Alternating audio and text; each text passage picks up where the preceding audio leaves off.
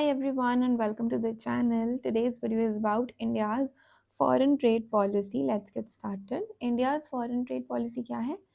एक सेट है गाइडलाइंस का, रूल्स का, जो गुड्स की इंपोर्ट और एक्सपोर्ट के लिए बनाए गए थे।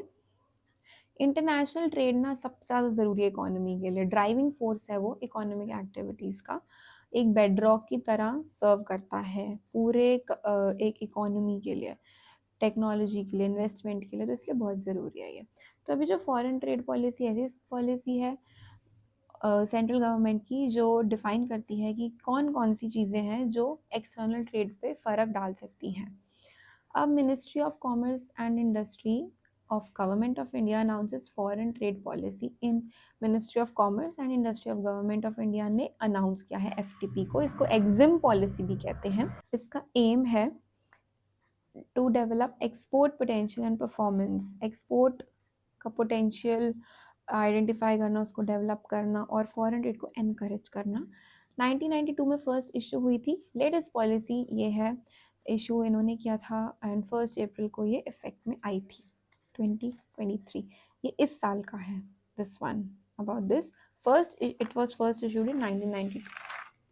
देन इसके ऑब्जेक्टिव्स हैं, सबसे पहले तो कि जो कंट्री का परसेंट शेयर है ना ट्रेड में, वो बढ़ जाए, डबल हो जाए, डबल टू फोल्ड इंक्रीज हो जाए नेक्स्ट 5 years।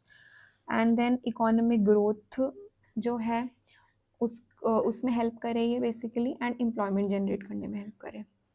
स्ट्रैटेजीज क्या है? फालतू के कंट्रोल्स हटाने हैं। अब ट्रेडिंग तभी हो सकती है, एक्सपोर्ट इम्पोर्ट तभी हो सकती है फालतू के बैरियर्स ना हो।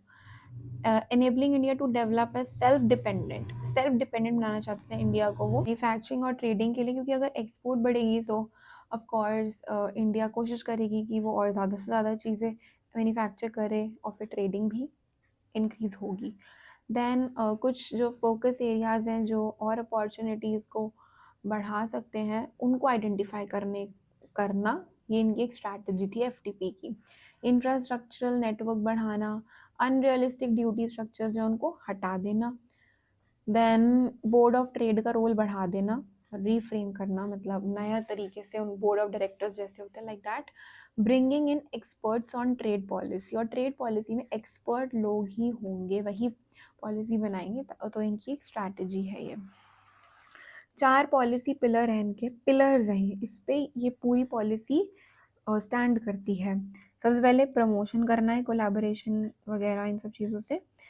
रेमिशन आप दे सकते हो, लाइक एक्सपोर्टर, जो लोग एक्सपोर्ट कर रहे हैं ज़्यादा से ज़्यादा, ग्रो करने में हेल्प करे इकोनॉमी की, उनको आप रेमिशन दो, रिवॉर्ड करो उनको।